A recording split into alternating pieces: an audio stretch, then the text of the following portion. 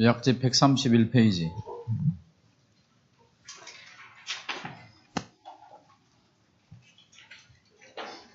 자, 보겠습니다.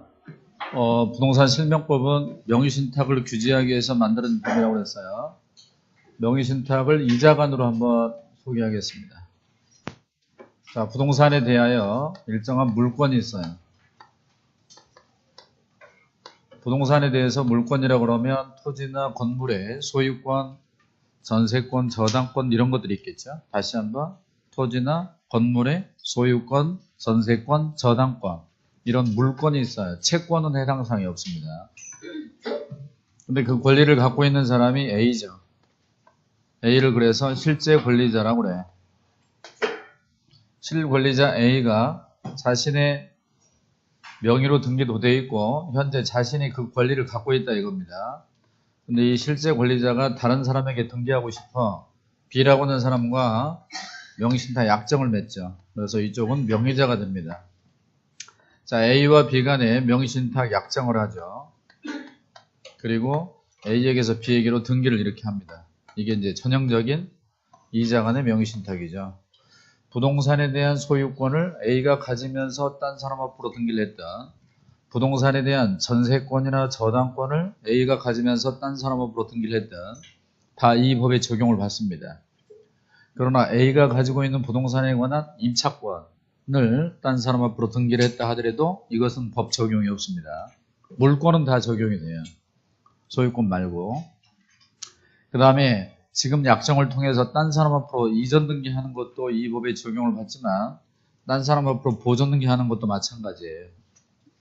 따라서 건물을 짓고 A가 실제 건물 소유권을 가지고 있으면서 B 앞으로 보존 등기를 해도 똑같이 이 법상 규제를 다 받습니다. 이게 전형적인 명의신탁인데 이 명의신탁은 주로 나쁜 목적으로 많이 이용된다는 거예요. 그래서 조세포 탈이나 강제집행 면탈이나 법령상 제한 외 회피를 목적으로 딴 사람 앞으로 등기를 하더라는 거죠. 그래서 이것을 규제하기 위해서 부동산 실명법을 만들었죠. 부동산 실명법은 1995년에 만들어졌으니까 벌써 이제 23년 됐네요. 실권리자 쪽을 신탁자라고 그래요? 수탁자라고 그래요? 신탁자라고 그러죠. 명의자 쪽을 뭐라고 그래요? 수탁자라고 하죠. 자, 실명법을 만들어서 규제하는데 실명법은 명의신탁 규제하기 위해서 만들어졌어요. 먼저 명의신탁 약정에 따라 행해진 부동산에 관한 물권 변동은 자, 유효다, 무효다? 무효다. 다시 한번 명의신탁 약정과 그 등기에 의한 부동산의 물권 변동은 무효다. 이렇게 법 규정을 두고 있는 거죠. 따라서 현재 수탁자 B의 명의로 등기되어 있다 하더라도 그 부동산에 대한 권리는 누구에게 귀속되고 있어요? 신탁자 A에게 귀속되고 있는 것이죠. 따라서 현재 A는 B를 상대로 이전 등기 말소를 구할 수 있습니다. 다만 A 입장에서는 과징금이나 형사처벌 같은 부담을 안고 소송을 해야 되겠죠. 비협조를 한다면. 자, 명의신탁 이거는 허용해야 되겠어요? 금지해야 되겠어요? 금지해야 되겠죠.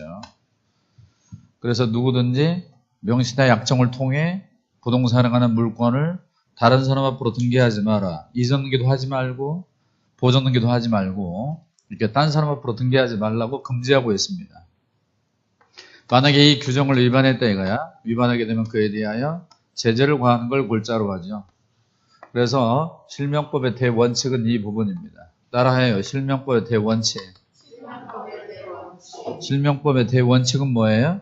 명의신탁을 무효로 하고 그리고 금지하고 위반하면 그에 따른 제재를 가하는 걸 골자로 한다는 거죠.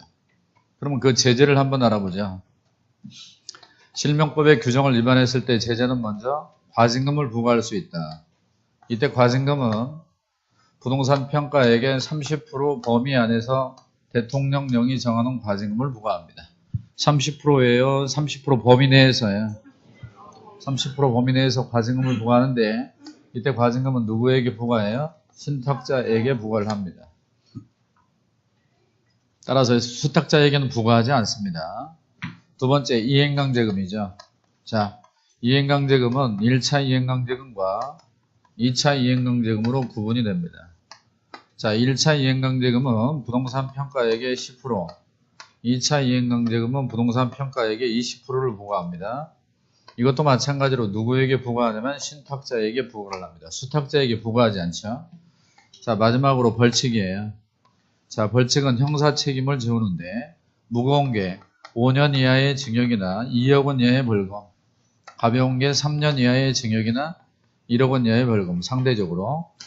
자, 5년 이하의 징역이나 2억 원 이하의 벌금, 더 무겁잖아요. 신탁자에게 부과해, 수탁자에게 부과해, 신탁자에게 부과를 합니다. 그리고 3년에 1억 원 누구에게? 수탁자에게 부과를 하죠. 여기까지가 기본이에요. 그럼 이걸 한번 적용을 해보겠습니다. 먼저 신탁자의 경우, 만약에 이 사건이 적발됐다면 신탁자의 경우는 과징금이 있어요, 없어요? 있습니다. 수탁자는 과징금이 있어, 없어? 없습니다.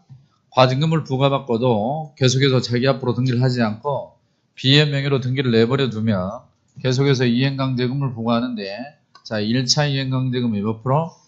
10%.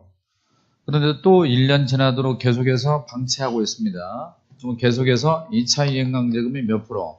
20%가 부과가 됩니다. 과징금이라고 하는 것은 30%예요. 30% 범위 안에서야. 범위 안에서고 이행강제금은 그냥 10%, 20% 딱 떨어집니다. 자, 매년 계속 부과해요. 2차까지만 부과해요. 2차까지만 부과를 합니다. 우리가 지난번에 배웠던 농지에서 이행강제금 같은 경우는 매년 부과하고, 토지거래 허가구역 내 토지를 허가받은 목적도로 이용하지 않았을 때 이행강제금도 매년 부과하는데, 거기는 뭐 허가구역 안에서는 10% 범위 안에서, 농지법에서는 20% 부과하는데, 여기서는 이제 1차가 10%, 2차가 20%예요. 여기는 이행강제금이 있어, 없어? 없습니다.